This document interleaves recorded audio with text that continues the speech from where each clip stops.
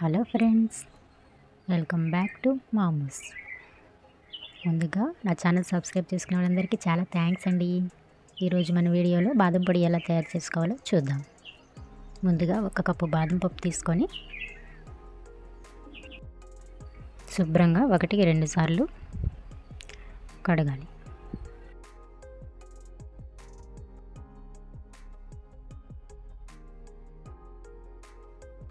Night అంతా నానబెట్టుకోవాలి.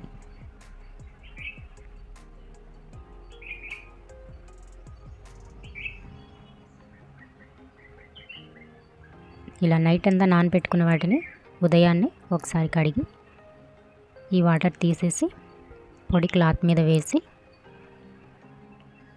ఆ తడంతా ఇలా తుడుచుకోవాలి.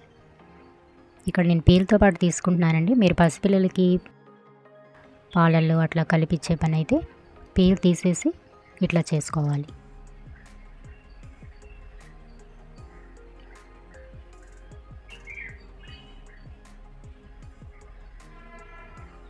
వీటిని ఒక ప్లేట్లోకి తీసుకోవాలి. ప్లేట్ అంతా ఇట్లా స్ప్రెడ్ చేసుకోవాలి.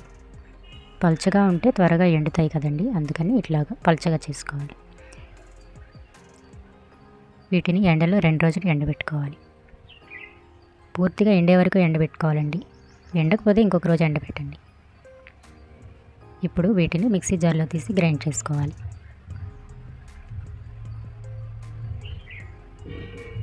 ఇక్కడ ఇట్లాగా చూపించిన విధంగా చేసుకోవాలి. ఇది రవ్వగా చేసుకున్నానండి నేను. మీరు కావాలంటే పౌడర్ లాగా ఇంకా మెత్తగా చేసుకోవచ్చు. ఇది మనం డైలీ ఇంట్లో చేసుకునే స్వీట్ రెసిపీస్లో, అలాగే రాగి జావా ఇట్లాంటి వాటిలో కలిపి ఇవ్వచ్చు. ఇలా రవ్వగా ఉండటం వల్ల ఏంటంటే మనం తాగుతున్నప్పుడు చాలా రుచిగా అనిపిస్తుంది.